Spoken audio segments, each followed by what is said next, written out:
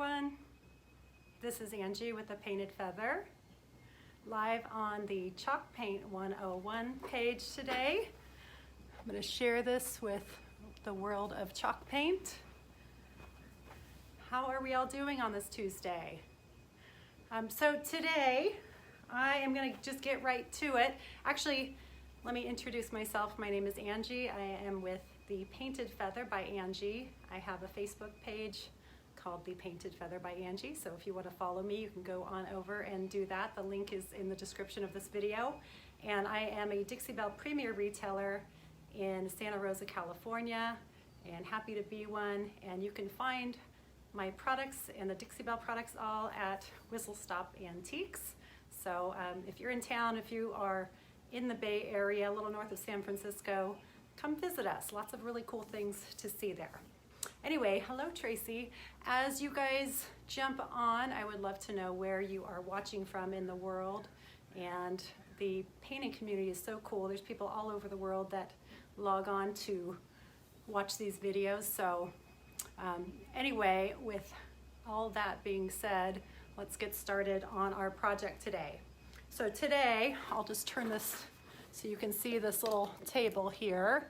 We're gonna work on this Dropleaf little side table, and what I'm gonna do is I'm gonna show you how to do a dry brushing technique on this to do a really, really quick, hi Patricia from Alabama, how to do kind of a quick makeover on this table. And we're gonna use barn red today because it's the holidays and I love painting everything red during the holidays.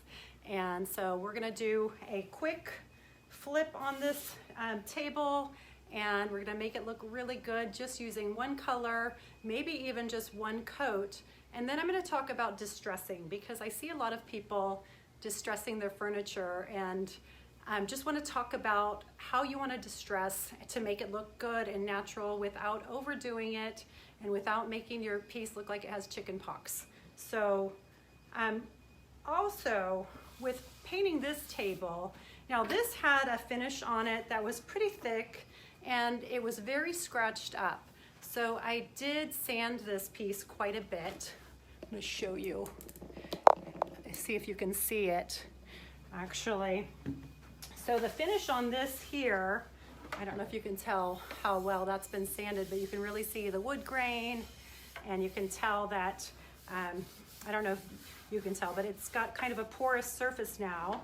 Now, if you look at the legs, I'm just gonna focus on the top today, but this is very slick. You can still see that finish on there. And if I were to paint over that, it's not gonna really adhere to that. So here's what you do. You either have to sand it, hi Kathy, or you're gonna have to put slick stick on it, hi B. So I don't mind sanding. I just have my regular DeWalt sander. I actually have a cordless one now too, and it's made my life immensely better having a cordless one. Makes me really happy. So it's the little things in life that make our lives better. Hello from chilly middle Georgia. It's chilly here in Santa Rosa today too, Nancy. That's why I'm all bundled up. So, okay, so what did I do to get to this point? I cleaned this whole piece with the amazing White Lightning Cleaner. That is a granular formula that you add to water and you spray all over your piece, and then you clean it off. After you do that, you're gonna rinse it with like a water rinse just to get any of that residue off of there. And after that, you're going to sand it if you need to. If you don't have a sander, let me see, oh here it is. I don't know if you've ever used these rad pads, but I use rad pads all the time, even with my sander. And like on these legs here, actually I'll show you this. On these legs, I will be sanding the legs with my rad pad. So I'm just gonna put this down so you guys can see. So the cool thing about these rad pads are it goes around the curves. And it really, this is the medium grit, and it's gonna remove all of that finish that I don't want on there. You see that? Like, look how quick that is. So rad pads are super rad. And if you have a trouble, like the sander isn't gonna do this. But look what quick work this rad pad makes out of that. So I've almost, I mean, what is that, 30 seconds? And it just makes really, really easy work out of sanding around those turns. So hi, Debbie. So anyway, I'm not gonna focus on the legs today. I'm just gonna focus on the top of this. So let me put you back up here. And hi, Monique, how are you? I see that you're watching there. Anyway, you guys tell me where you're watching from as you jump on. It's cold in North Carolina. Is it warm anywhere? Hi, Monique. It's cold everywhere today. I was gonna do this inside, but then I had Costco being delivered, and I have dogs, and I have kids on Zoom, so I just didn't want to deal with that. So I figured, well, I'll just come outside. So hi, Deb. Okay, so how do we get a really quick, pretty finish on this? But I kind of want a rustic finish. So how do we do that and then distress it? So what we want to do is, of course, get your paint. I do have my misting spray bottle. I don't know if I'm going to use my misting spray bottle because I kind of want just a dry brush technique. Hello, Chris from Gulfport. Chris Mack. Okay, and then my paintbrush that I'm using today, I put everything like in a really inconvenient place, so I keep having to reach for it. My paintbrush that I am going to use is my Dixie Belle Mini Angle. I think those will be coming back in soon, hopefully. I'm getting some really other cool brushes in that Dixie Belle is putting out right now, but yeah, I'm kind of going a million miles an hour right now, so I'm gonna take a deep breath and slow down. Okay, I've been moving fast all day, maybe too much coffee.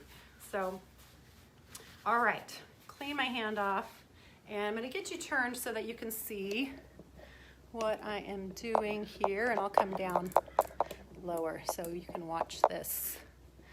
All right, get this out of the way. I get down and dirty with painting sometimes. So here we go. This is going to be very easy, and then if we have time to dry this and distress it, I'm going to show you how to distress. So I am not going to cover every single thing on this. I just want to get paint on this, and Costco I think is here. The dogs are barking. I want to get paint on this, but I'm not going to worry about covering every single spot. See how quick and easy this goes on though? This is the barn red color. It's a beautiful red. And I want some of that wood to show through. So I'm not going to cover every single spot, and I'm not using my misting spray bottle either, because where it sticks in some places, I want it to do that. See how it's showing, how you can see the finish through here. So I'm gonna go lighter in some areas, and I'm gonna go darker in some areas. And this most likely will either be a display at the antique shop where I have Dixie Belle paint, or I'll have it for sale there. So just getting a good coat. Now, if I hadn't sanded this, the finish isn't gonna stay on there very well. With a rustic finish, am I that concerned about it? Maybe not, but I'm kind of consistent with how I prep things. So even if I'm not worried about the finish coming off, if it's a rustic finish, I just like things to be prepped really well. So this technique here, it's not a smooth finish. It's just a kind of quick and dirty, get the paint on. And that's the look I want. I want that this could have been in somebody's kitchen for 102 years. And then, but it'll still look nice and clean and fresh. If you guys have questions, I might not see them right now on my face over here painting, but I will get back and circle back to you if you have any. Okay, so see how quick this goes on. Now, like I said, I'm not using my misting spray bottle right now. I typically use it, and this paint sticks a lot more in spots when you don't kind of lubricate the surface of what you're painting, and when you don't kind of have that paint thinned out a little bit. So, but that's okay. See how that's looking already? And it's drying really fast, even though it's cold out here, because Dixie Belle paint dries really fast. So this is a nice way to finish something if you just want kind of that farmhouse look, but we're not doing white today. Doing pretty red. And I barely have any paint left in my jar here, but this doesn't use very much paint. So this is like one coat and done. I really like this technique using white, and sometimes you can do like 2 different shades of the same color and make it look even more aged. Actually, I might do that. I might put a little bit of a different red on here too, just for fun, to show you that. Okay, so you can see some of the wood grain through. Could look like it's been worn off a little bit. And then we're gonna do a little distressing. And I'll show you where we want to do that. So this is a great technique for beginners because it's not a finish that looks like consistent at one spot. You don't want to have a real pretty consistent finish on this. And then if you have drag marks, that's good. Okay. I think actually I am going to get Rustic Red, if I can find it quickly. I think I have it right here. Hold on one second. Yep. Actually, I have Rustic Red. I'm going to keep the same brush. I'm going to put some Rustic Red on here too. We're going to add just another color because when things age, they start to kind of turn colors on us. So I don't know if you guys will be able to see the difference here, but it's just going to give it a little bit of dimension, a little different color, give it kind of a weathered look.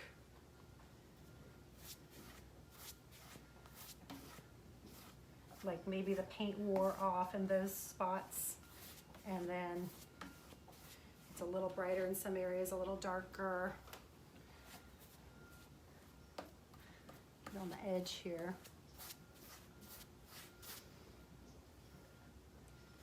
So just a little different take on that farmhouse look, but with festive colors. And so I'm just doing the Rustic Red just in a few spots here, dragging it through. And since they were close colors, I didn't even have to switch brushes, which is nice. Yeah, this is looking good. I like having the second color on there. This is how it goes. So you start something and you think you're going one direction, and then you come up with an idea and you can just add a different color to it or change it up. All right, go around this edge here, a little more. And the person, like if somebody's gonna be buying this, they might not even realize that there's two colors on here. That's kind of the point. Okay.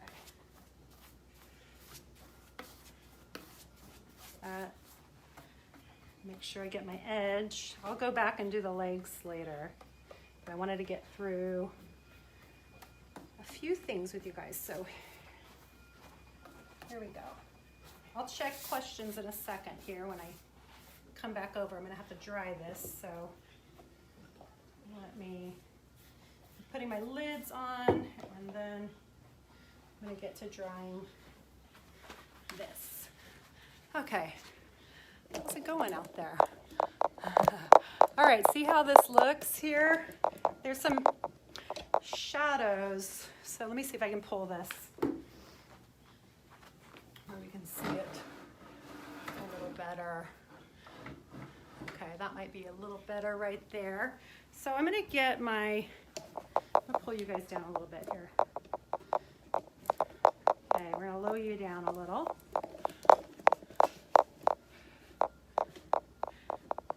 Okay, making adjustments. And, okay, let me get my heat gun. We're gonna dry this, and then I'm gonna show you some distressing tips.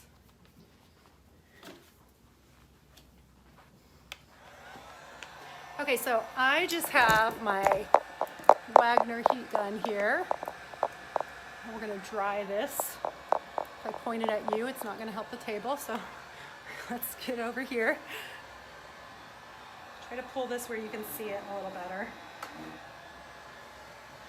So, gosh, I've been fighting with these shadows. Here, let's see. You guys see that? It's like really dark over here. Fight with shadows every time I do this now. Let's try that. Okay. You can at least see it over here. So I'm going to dry this, and then I'm going to show you how I like to distress furniture. Now the paint is kind of thick in some areas. When you're doing this type of look, that's okay. You can even, if you want it to be a thicker finish, you can add the Dixie Belle Sea Spray to it. You can put it on with like a knife, like a putty knife, all sorts of different ideas. And then kind of scrape it. But I just like to use a dry brush technique. Just trying to get it where you guys, it's not such a, there we go. Is that a little better? Okay, I think you can kind of see the difference in the two different reds here. I was thinking it would be okay with the sun today because we were really, really overcast, but giving me a little issue. Okay, so we're going to dry this, and then I'm going to show you how I distress using the sander and also a rad pad. You don't have to have an electric sander to do distressing. So now this is just barn red and rustic red, dry brushed on to the sanded surface.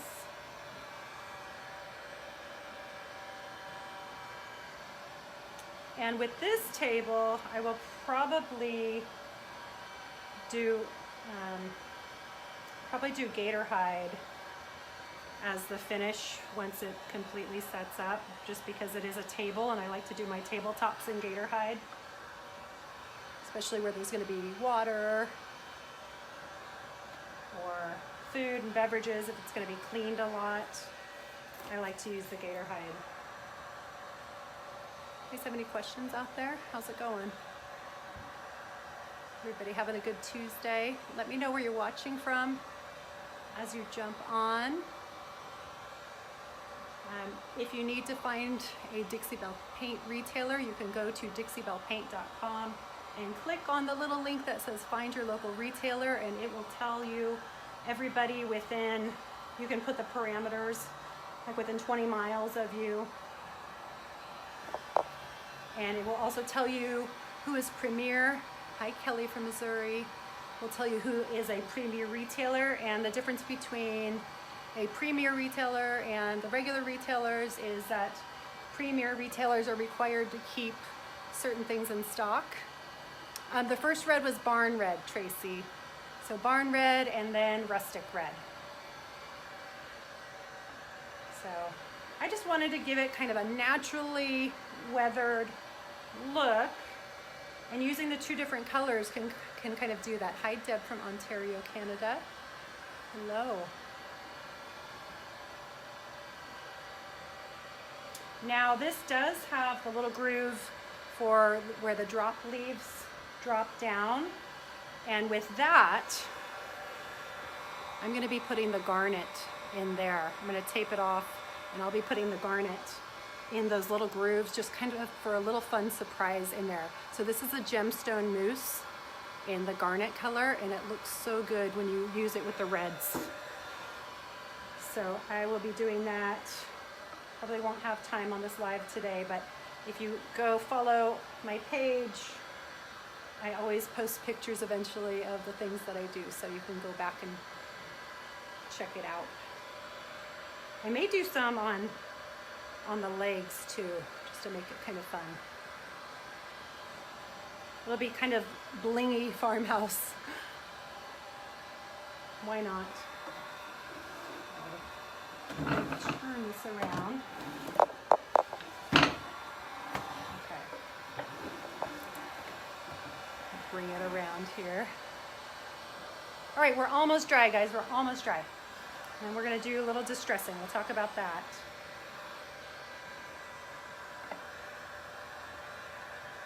Thankfully, this paint dries really fast.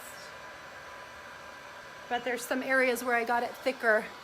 So you're wondering what you're going to do in the groove. Yeah, so I didn't paint it. Isn't that pretty, Deb? I didn't paint the groove because I want to paint it with that garnet. So I will actually, because I don't want to open and close those because you have to give them time to dry, but I will put it down. I will paint them with one coat of kind of the barn red, because it's good to give a base coat down before you put that gemstone mousse. Hello from Iowa. Hi, Marianne. So it is good to put a base coat of paint down before you use the gemstone mousse, and then I will put the gemstone mousse on that. So, but isn't red just a fun color though? I mean, I don't use it often enough. Trying to make it so you guys can see.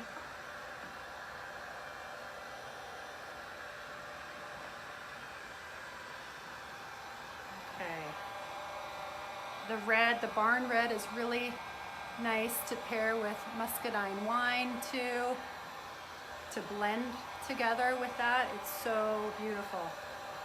I just blended something with muscadine wine and caviar and barn red, and it looks so amazing. Okay, one spot here that's pretty wet, and then I think we're about good. You can see the difference between when it was wet and dry too. The color's dry and more muted, but then if you put the top coat on, it brings the colors back out.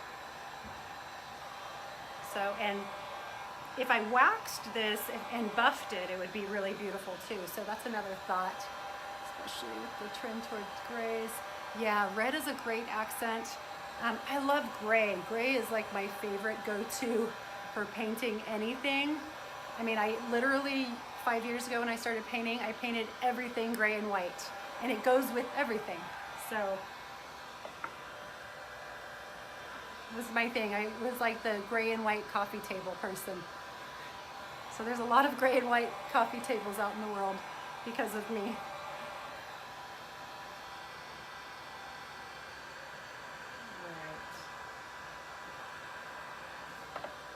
So white base, gray top.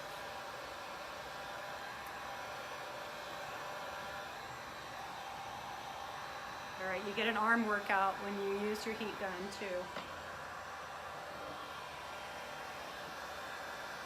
All right, just like, I see one more spot here. All right, that's pretty good. It's a little wet up here, but I'm not gonna just be distressing there, so I just want to make sure my edges are dry. I'm going to go around the edge here. If it's a little wet when you distress, no big deal. You just get a little paint on your sanding pad, not a big deal. Best to wait till it's dry though. But Okay. Somebody, actually I didn't know that I could hold the button and turn this off until somebody sent me a message on one of these lives and said, just hold the button. So thank you to whoever that was. Okay, so if you don't have an electric sander, so hi Joan, the rad pads, this is a medium grit rad pad, so it's definitely more porous and more, the grit is much rougher than the grit on just the fine or the super fine or the very fine on these rad pads. They come in 4 different grits. You can get those from some Dixie Belle retailers. The Premiers, I think, carry them. And I just love these because you can move them around and they keep them around the edge, move them around the edge. I'm trying to get this where it's not so much in the sun. I keep turning here. Okay, that's a little better. Okay, so when you're distressing something, you want to distress where it would normally have wear and tear. So you don't want to be going and putting little spots all over it. I see people take their sander and they just put a spot and a spot and a spot and a spot, and then you have polka dots all over it. And you can just look at it and think, well, that's obviously a piece of furniture that's been painted to look distressed instead of something that has natural distressing on it. So I like to go around the edges because edges would normally get worn, and then just a couple irregular spots, maybe somewhere where you had, utensils hitting the table, or where a plate would go on, or if you have a coffee table, people might put their feet on the edge of the table. So just think about the use of something and then distress it in those spots. So definitely edges. So let's just go along this edge here. And don't make it perfectly symmetrical. Just do a little bit going down on this side. And of course, I did this kind of rustic too, so there's not paint in every single spot. So I like to kind of just outline it, but not symmetrically. So, and you can see it's going to make the paint kind of chalky when we do that. That'll be okay. Edges usually get more wear, where somebody might be bumping into the edge. So we're gonna do that. When I turn this table around, I'll show you with my sander how I do it. So I'm gonna wear the edge a little bit more here. Can you guys see that? Okay. Hello, Billy. All right. So we're gonna get that edge a little bit worn. Okay. And so you can kind of see this line being created here. So a little wear there. And I didn't paint this part, which is okay. So I'm just gonna sand a little bit.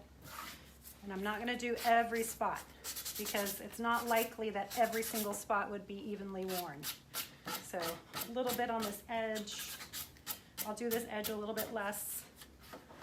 And then we're gonna turn it, and I'll show you with my sander how I do that. Getting caught on a cord here, okay. So can we see what I'm doing here? All right. So I have a DeWalt sander, and it's a variable speed one. So that means that I can change the speed at which this operates. And I have a 150 sanding paper on here right now. I usually use like a 220, between like a 150 and a 220, just depending on how much distressing I want to do. Sometimes I'll distress right on the surface of something, but for this case, I'm just gonna go along this edge and show you that, okay? So let's do that. This is gonna be a little loud for a second.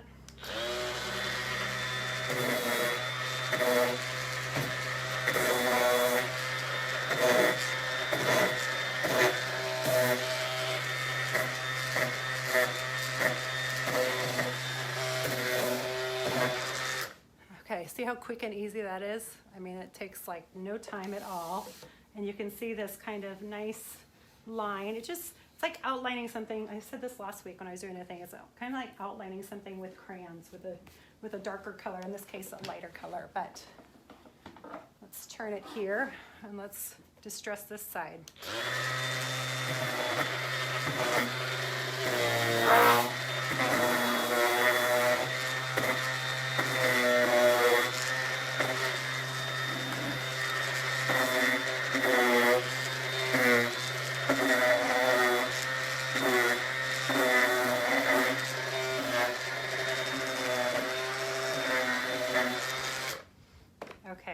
So let me get a paper towel. And we'll just kind of wipe that down so that we can see how that's looking. Hello from Mesa, Arizona. Hi, Pat. A lot of people from here go to Arizona and have extra houses, second homes in Arizona. Okay. All right, we've got one more edge to do. So let me bring that around. Okay, so let's do this edge here. So I'm keeping it on a lower speed because I don't want to chew up the edge of this. I just want it to gently pull off some paint.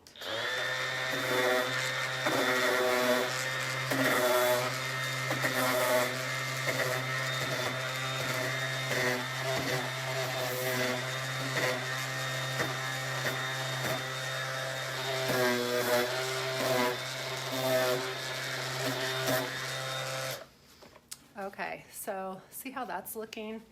Just some spots still have the paint there, some spots don't. And then with the drop leaves, because those are going to be getting opened and closed quite a bit too, I would expect to see wear along this edge as well, where people might be bumping it. So I'm just going to go and hit a couple spots here.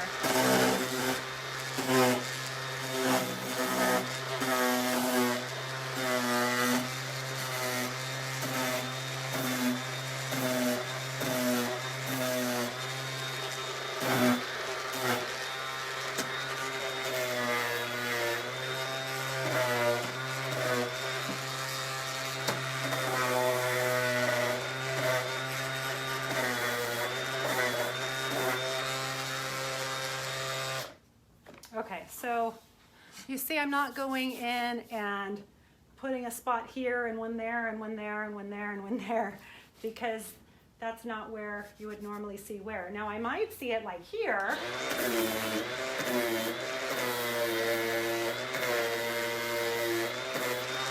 You know, something like that, because somebody might be, you know, sliding something on the table from the side pretty often, but, you know, you're not going to see a bunch of polka dots. So don't do polka dots on your furniture when you're distressing.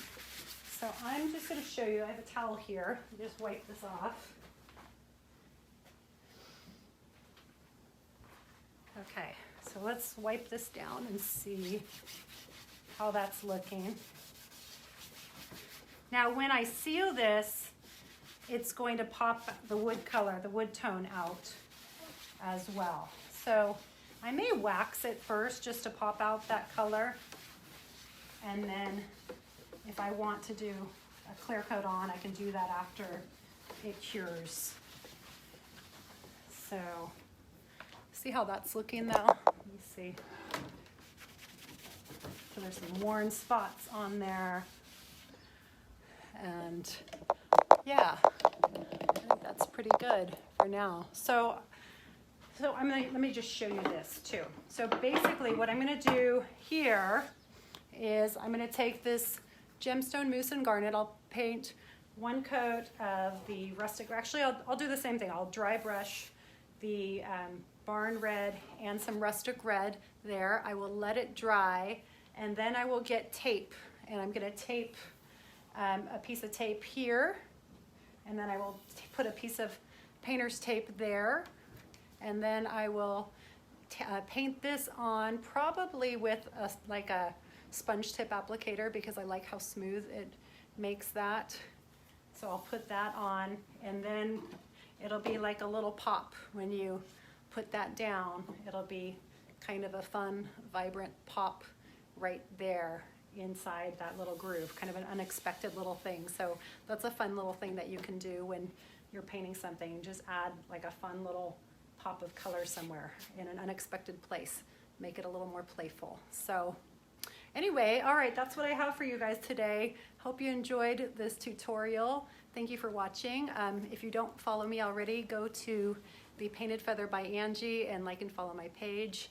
If you need to buy Dixie Belle products, you can click on the link in the description of this video and purchase them there, or you can find a retailer close to you by clicking on find a local retailer on the Dixie Belle Paint page, and that's dixiebellepaint.com. I'm here every Tuesday at 1 o'clock on the West Coast, 4 o'clock on the East Coast. So thank you so much for tuning in, and I will be back next week. If you have suggestions for videos you would like to see me do with Dixie Belle products, open to suggestions. So, all right, everyone, have a great rest of your day. Bye.